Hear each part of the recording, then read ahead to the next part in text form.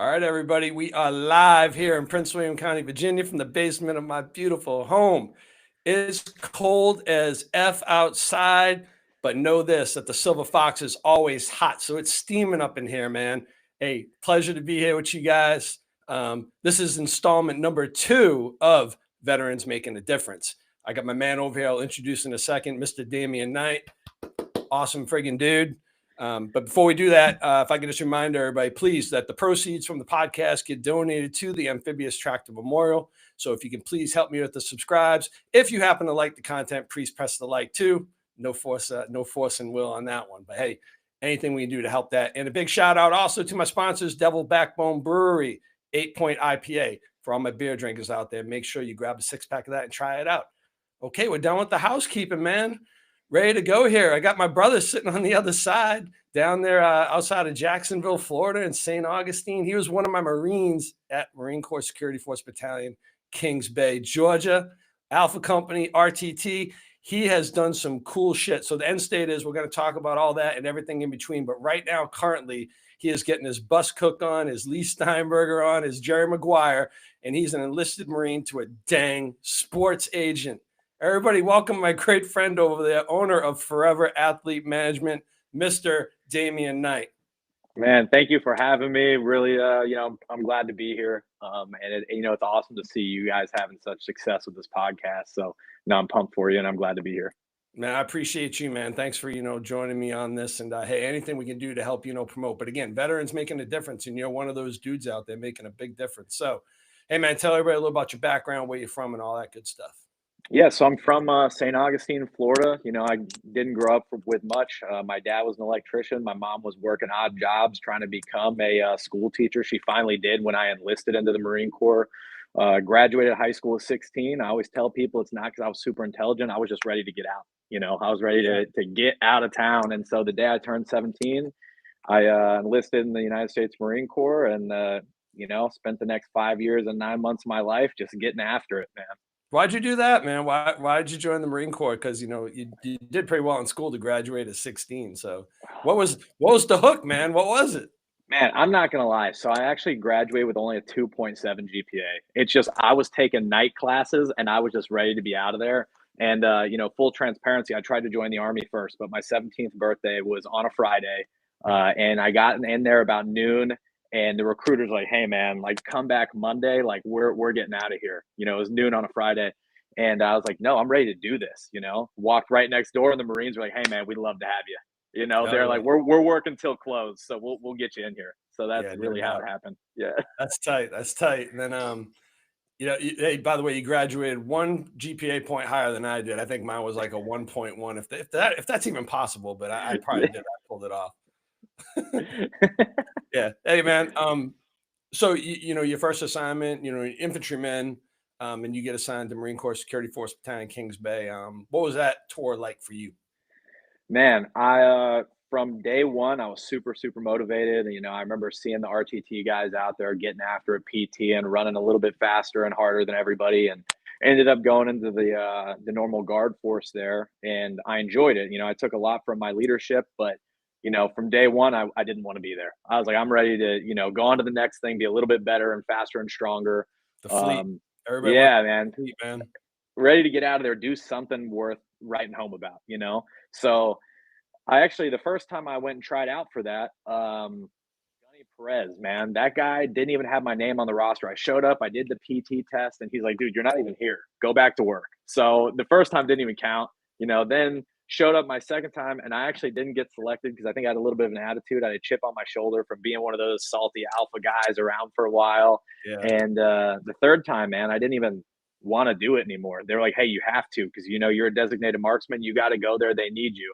And I just kind of kept my mouth shut the whole time, ended up going through the process, passed the school, loved the process, and got extended there in Kings Bay for a little while. And, I loved every minute of it. And, I was itching to get out. I remember every Friday or every time I'd see you down on post, I'm like, "Hey, when am I getting orders? When am I getting the heck out of here?" Yeah. And then the minute I left, I was like, "Oh man, probably should have stayed there. That was a cake assignment. That was awesome." Yeah, So it was not bad. It was bad for the command deck, don't get it twisted. There's some things that happened up there that weren't so good. A very serious injured Marine, in the limited area, damn near yeah, presidential wake up. We had some bad times there. But anyway, there was also yeah, some really good times. You're right. I feel like one of my collateral duties was you young Marines just grabbed me, Sergeant Major, what am I getting orders? Can you help me with this and that? It was cool. It was my honor to do so, man. I really loved you guys. You guys were awesome. yeah, Yeah. yeah. No, it was a blast. It was, it was. Okay, so you're done with your time in the Marine Corps, and then you turn your back on us, and you decide to go in the United States Army or what happened there, man?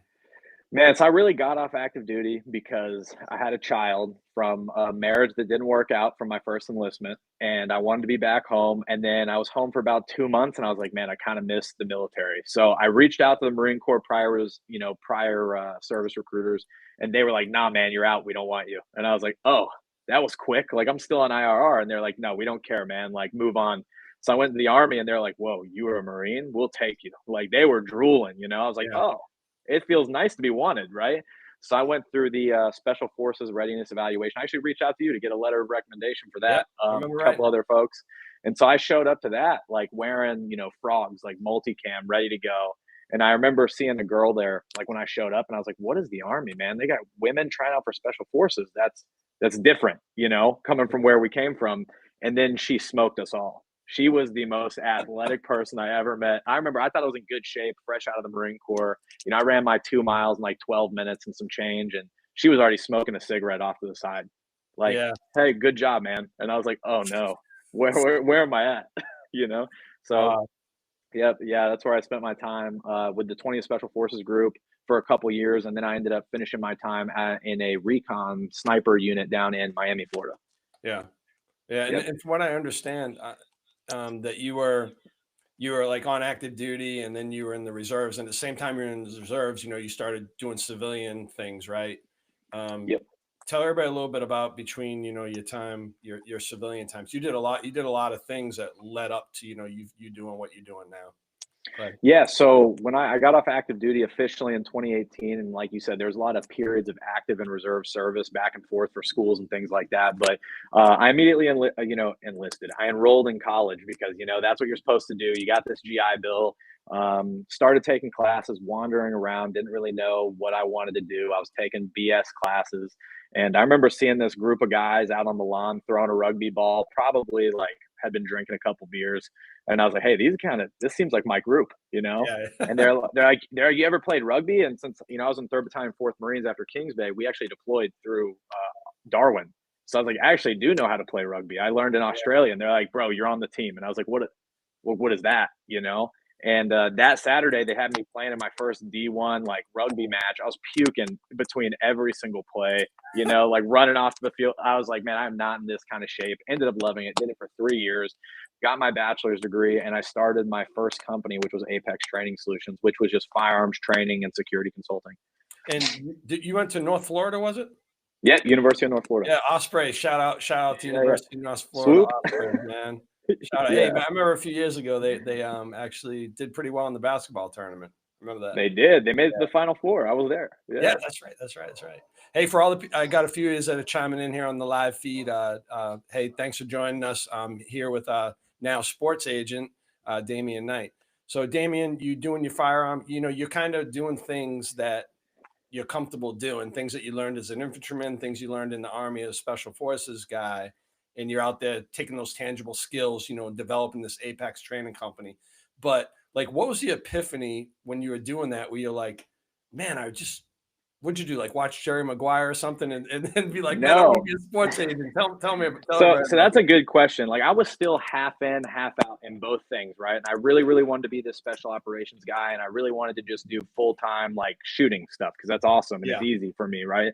Well, I ended up getting a really bad injury in my hip, and they're like, "Hey, you can't jump out of airplanes anymore. You can't do all this stuff. You can't continue through this pipeline." So I never even became like a Green Beret, right? I had to stop all the training, which was a bummer, but it allowed me to shift my sights, and that's why I finished my time in that recon sniper unit and not with 20th Special Forces Group. And so I also had a part-time job at a little gun store in Jacksonville, just doing sales, like kind of a BS thing, to be honest.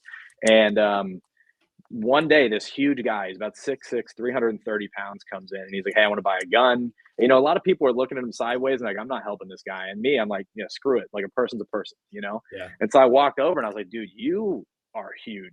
I hope you played football." And he's like, "Yeah, you know, I played for 3 years at NC State." And I'm not gonna, I know so little about football at this point in my life. I was like, 3 years, were you not good enough for the fourth? And he was like, "No, dude, I was drafted." And I was like, "Oh." And long story short, that dude's like one of my best friends still to this day. Yeah. And so, you know, he was just drafted to the Jacksonville Jaguars. I was fresh out of the Marine Corps. We clicked. He wanted to learn how to shoot. I knew how to do it, you know. And he started inviting all of his friends. Next thing you know, I'm out there with like all these big names that like I've only imagined ever meeting, you know, like trying to keep my starstruckness out of there. Yeah.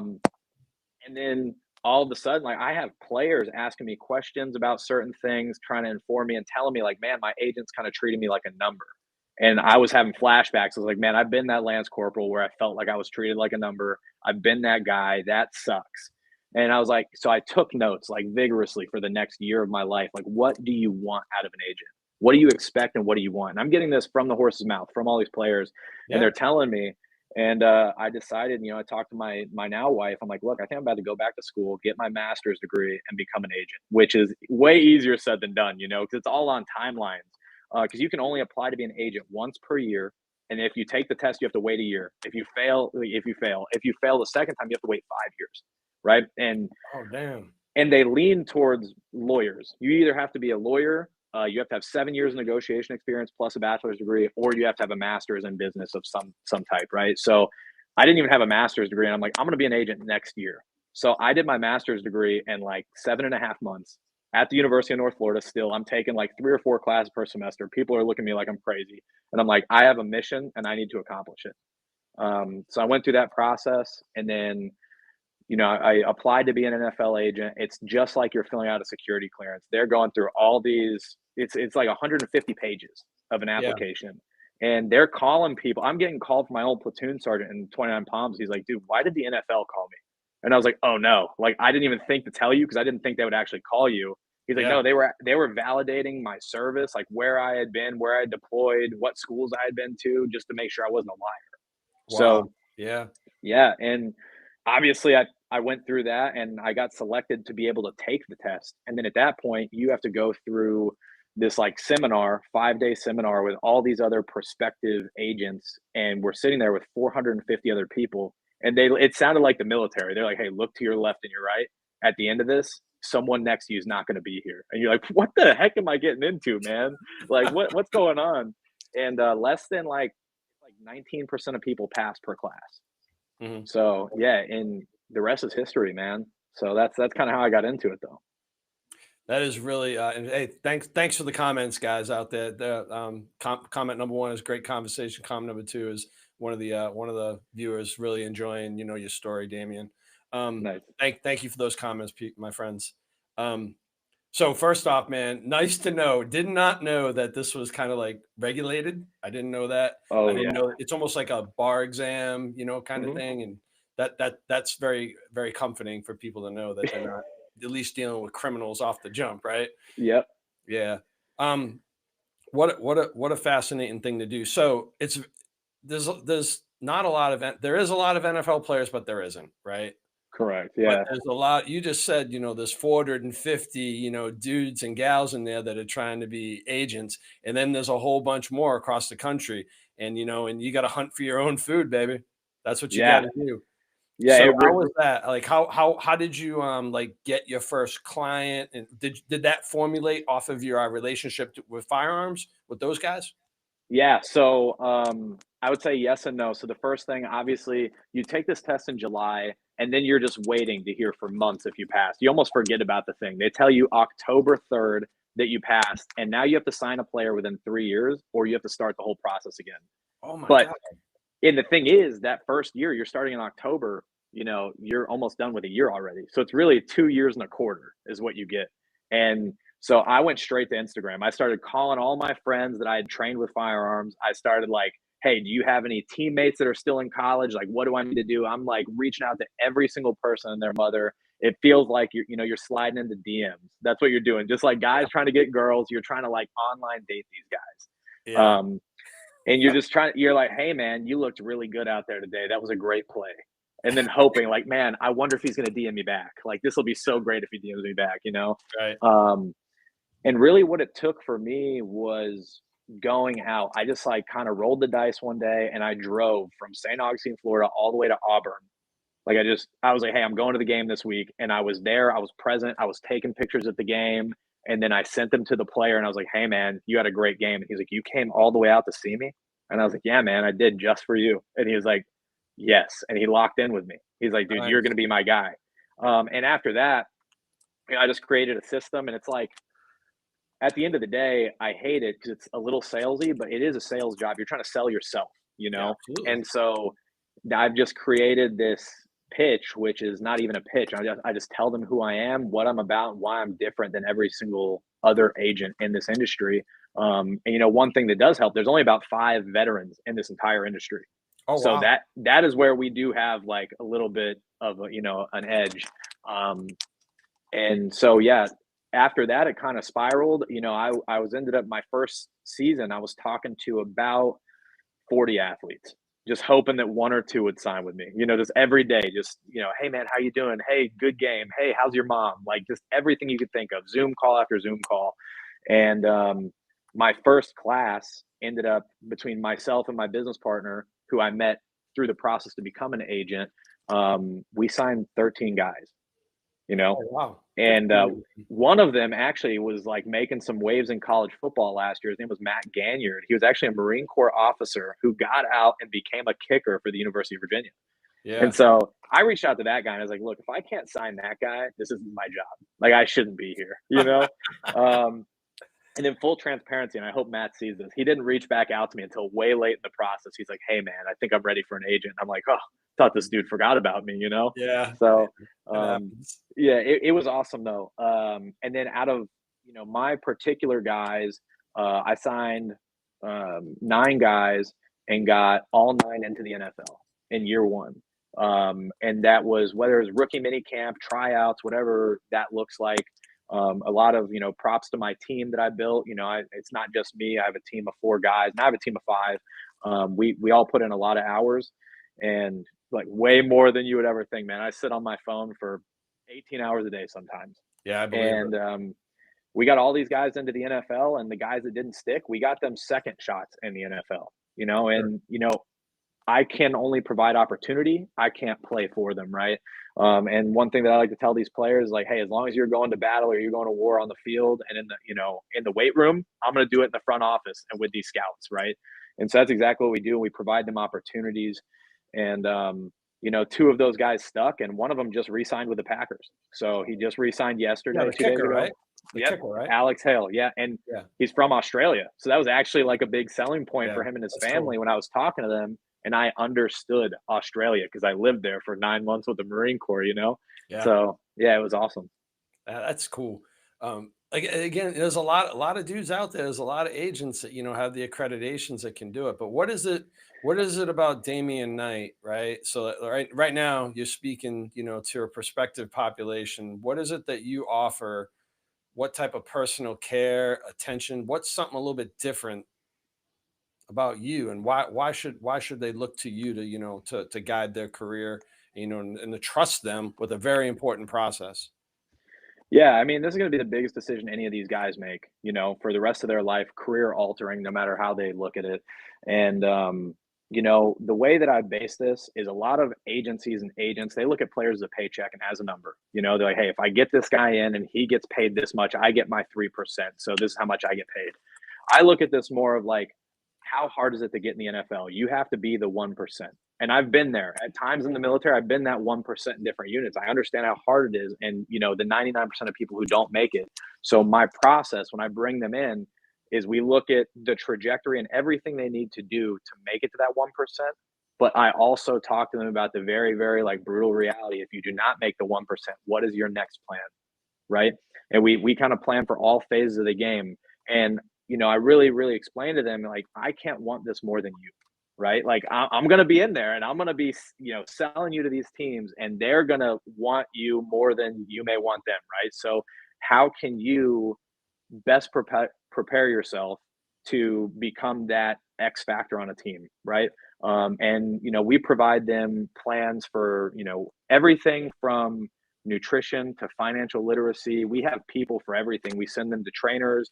We have guys that have tested. My linebacker last year tested #1 across the board in literally everything because I talked to him. His chances were slim, and he's like, "Well, how do I make it to the NFL?" And I went through and I made a spreadsheet of every linebacker who was similar to him who made it in the NFL. And I was like, "Hey, this is the average. You need to be better than that." And Yeah. he did it. And look, he's on the Kansas City Chiefs, about to go to the playoffs and hopefully win a Super Bowl ring, which is Yeah. amazing. Yeah. It is Um, amazing. so really, you get a team who's going to treat you like family, not like a number. You're always going to have, one of our phone numbers, and someone's always going to pick up. You're never going to get an intern saying, "Hey, well, we'll take a message." That's just not my Right. policy. That's perfect, man. That sums it up really, really well. The way I see it is you're going to give them that personal attention and also that personal care in many aspects of their life. Not even just football and numbers, but anything they need. That's what good Marines do, man. We provide good mentorship in a variety of different capacities to people. So good on you for because in the Marine Corps we always say tangible skills, right? Like Yeah. it's going to be something tangible, but all the intangibles that you learned as being a Marine, as being a good solid NCO out there leading in infantry units, those Yeah. same little principles, same things you're doing now that make you successful, man. Oh, 100%, man. I reflect about it, like on it all the time, and just different leadership principles and things that I tell my team that I work with now. I'm like, "Hey, man, we got to lead by example," and they're like, Where are you coming up with this?" Or like, "Hey, know yourself and seek self improvement. That's what you need to Yeah, do right now." And that's what I say to my players. Like, look, man, if you know your bench is the worst thing, guess what we need to work on? We need to get stronger, right? yeah. While still getting faster. So how do we do that, right? We just attack it, and yeah, these guys think I'm like pulling something out of like the art of war, and I'm just, pulling some boot camp knowledge. So it's Yeah. good stuff. So I see, you get your sweatshirt on. That is the Yep. name of Yeah. your firm. Yeah. Yep. Tell everybody about your firm, like how they can find you, where they can follow you, all that good stuff, man. Yeah. So it's Forever Athlete Management, foreverathletemanagement.com, or, on Instagram, it's literally Forever Athlete Management. So you can find us there. We have an X as well. It's Spam Agency. And yeah, man, you can go on there. You can see all of our current roster of clients. We're actually going to be adding a couple here in the next few days. You can see the services we provide, and you can see all the guys we have signed, the guys we got to the combine last year, the guys who are currently in the NFL, and just kind of take a peek into our lives. Nice. Here's something that's interesting that you could help me understand, right? Like, so you're an agent, you're a newer agent, right now, you're still you're doing freaking awesome. Don't take this the wrong way, but you're still kind of Yeah. small and growing, right? Oh, 100%. Like how like so you need to go to a team, right? To go have that conversation. You're not a known commodity. Like, how do you crack that friggin' window and get in it? So that's actually a great question. So last year, every year there's these all-star games. You have the Hula Bowl, the Reese's Bowl, the Yeah. Shrine Bowl, and then there's a couple other small ones, and there's the HBCU Legacy Bowl. So luckily last year I had a couple athletes who in my first year were going to some of the smaller bowls and then the HBCU Legacy Bowl. And the other bowl games I just kind of broke into. Like, it's not that I broke into it, but I just showed up. And if you act like you're supposed to be somewhere, a lot of the times people don't question it. And so I just kind of inserted myself. I drove all the way, 2, 3 hours in some cases flew to New Orleans. I just showed up, and they're like, "Hey, who are you here for?" And they go, "Oh, yeah, I got a player." And they'd be like, "Who?" And I just kind of walk through, and I have my hair looking nice and had nice clothes on. They're like, "Oh, okay." And, I just would start conversation. And a lot of people, I think agents, they get nervous to talk to scouts, general managers, Hall of Fame players. But man, like as a corporal, I'm over here having conversations with sergeant majors and generals and majors. So like I just look at it the same way, man. Like I just go Yeah. up, they put their pants on the same way I do. And I go up and I'll just be like, "Hey man, what do you think about this guy?" And start having a conversation. My biggest thing is not being transactional in any relationship. So I'll ask them about their family. Ask them about like, what do you do for fun, man? Like obviously you're a scout. How'd you get into this? And really get to know them. And next thing you know, they're like, "Well, how'd you get into this?" I'm like, "Oh yeah, I was a Marine for this many years and I was in the Army, and then I just jumped over." And they're like, "Whoa, time out, dude. What do you mean? like you were in the Marine Corps, like you were like some kind of badass. And I'm like, oh yeah, they breeze over the Army. They don't really care about that, but they're like get stuck on the Marine thing. And that's allowed me to have like a lot of relationships to the point of like there are some people with some franchises who they'll call me and just ask me my opinion on like workplace issues. Like, hey, when you were in the Marine Corps, how would you handle this? And I'm like, dude, you got to talk to your supervisor, man. Like, what's going on? But it's been great. And now, you know, from a guy who has been in this industry, we'll say, you know, I took the test not this July, but the previous July. I have a connection with every single franchise in the NFL, like at least one connection, which is amazing. Yeah, that is amazing. That's really, really cool, man. What a story, man. To watch you as a young, you know, a young Marine over there in RTT. Yeah. To being, you know, an NFL agent out there, you know, rubbing elbows, you know, with just, you know, a game that America just absolutely loves, and you being a part of it is just, it warms my heart, man. Makes me feel like the proud big brother, man. It's awesome. Yeah, no, it's definitely if you had asked me 5 years ago if I was gonna be a sports agent, I probably would have told you hell no. But it's something that fell into my lap, and I think as long as, you know, it's something you enjoy and you can take aspects of your life, like for me, the mentorship side, like be able to apply it to this, I think it's so huge. You know, it doesn't even feel like working a lot of the time. Yeah, I think the last thing before we close out would be, I'm sure that along this, you know, journey, I know that it was difficult and rigorous, you know, doing a master's degree in 7.5 months, you know, sweating, taking that test, which I'm sure is not easy. I'm sure it's a very difficult exam, but I'm sure there was some self-doubt along the way that crept in. Can you talk a little bit about, you know, because what that does when you talk through it, it inspires somebody out there, you know, if they got a tough journey ahead, maybe you can give them, you know, that little nugget of wisdom to keep them going on their journey. Go ahead. Yeah, I definitely had multiple periods of self-doubt, like first through the master's degree, right? Like I told you, I'm taking 4 or 5 classes at a time in a master's degree, and sometimes those classes compound on each other. So I'm taking, you know, a secondary marketing class, but I haven't taken the primary. And my undergrad is in, you know, criminal justice, so nothing business related Right. whatsoever. And I'm over here jumping into a master's level finance class or statistics class, and I'm way in over my head. I would come home, I'd be locked in my bedroom just doing these classes, come out, my wife would be like, babe, how's it going? And I'm like, I'm not going to pass any of this. This is Yeah. horrible. Like I was yeah, I was driving from St. Augustine all the way to Jacksonville to meet with my teachers and their office hours. And they were just like, man, have you ever considered going back to the military? And I'm like, what do you mean? Like, no, I have to pass this, man. yes. And so, you know, failure wasn't an option. And then I got to like kind of that final stretch my last semester when I applied to be an NFL agent. And, you know, it's like, hey, there's a light at the end of the tunnel. And I'm taking my capstone class, which is the culmination of every class, while simultaneously taking 2 classes that build into that. And again, I'm back over my head. And so I'm like doing research, trying to take these classes while trying to study for the biggest exam of my life. And in my head, I was like, you know what? I'll study for that test later. You know, so I really focused on the classes. I graduated in May. The test is in June. So I'm like, okay, let me print this book finally. And I print it, and it's about that thick, you know, and I'm like, where do you start? You know, like, so I remember I looked at my wife and I had this 3-inch binder with another 2-inch binder, just completely full, like over full.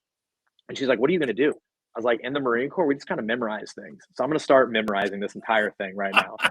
And she's like, you're going to memorize that whole thing. And I was like, I think so. I was like, I remember like OJT in the guard in Kings Bay. Like Yeah. you just Yeah. memorize everything. Yeah, you did. And I opened it up to the middle of this book, and it was just all this legal jargon. And I was like, I looked at her and I was like, I think I wasted all of our money because I don't think I'm going to pass this. You know, I was like, Right. there's no way. And then I ended up going into this seminar, and I took all these people's emails that had, you know, that's how you like sign your name on the rosters. You put an email down. And so I snagged all these emails, and I sent out an email the night of the, you know, you're in a seminar from 7 a.m. to about 5 a.m. or 5 p.m. And I sent out an email, hey, if anybody wants to study, I'm going to be in this Zoom. And I had about 60 people jump in. Oh, And wow. so, and from 5 p.m. until 2 a.m. every day for 5 days, we just studied all together. And I was just leading this massive study group. Yeah. And then I went in for the test feeling super prepared. I had done everything I could to prepare for this. And I just remembered all the people who had failed this exam before, you know, or this is their third time. So now we're talking 12 years later or something, they're taking this test. And they're like, the biggest issue is time. And I'm like, okay, you get 3 minutes per question. And I I finished this test in like record time. You get 180 minutes to do it, and I did it in like 42 minutes. Wow. And then I went back over the whole thing. I was like, I must have just bombed this. Like I actually must have failed. So I went back over it, and then by the time I had done the test essentially twice, it had been like an hour and 15 minutes. And I was like, all right, I can't go over the third time. I just need to leave.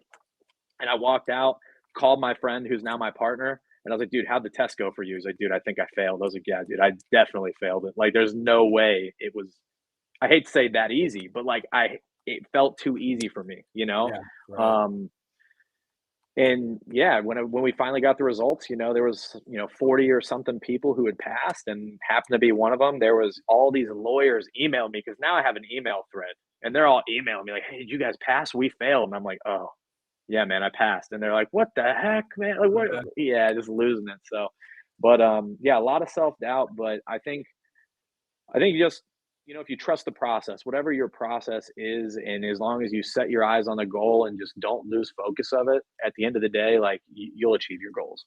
Yeah, no doubt. Yeah. Hey, dude, big congratulations to you, man. I know it hasn't been easy, and you're growing it, and you're out there doing it, man.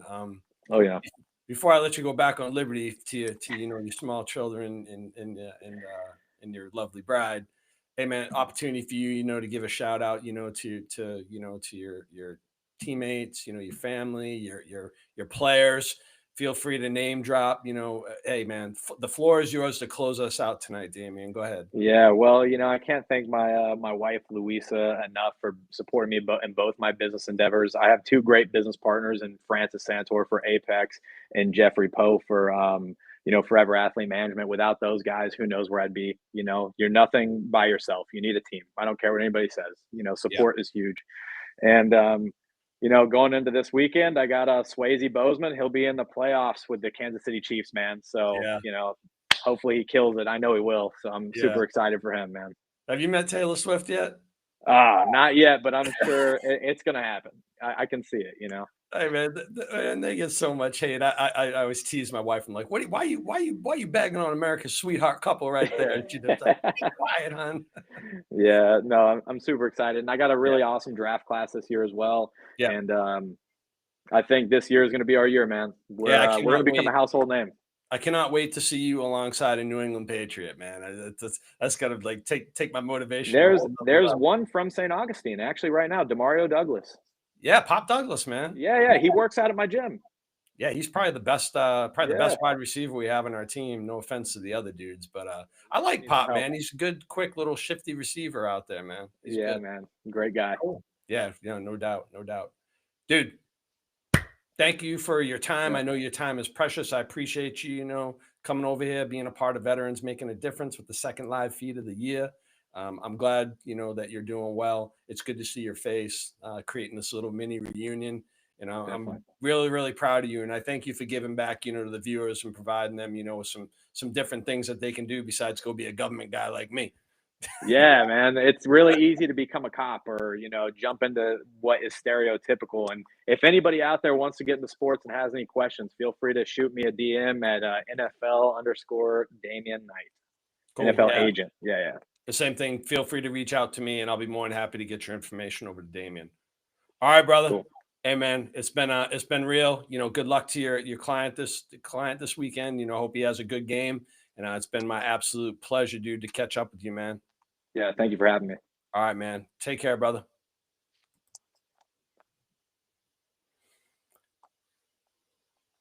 It's gonna take a second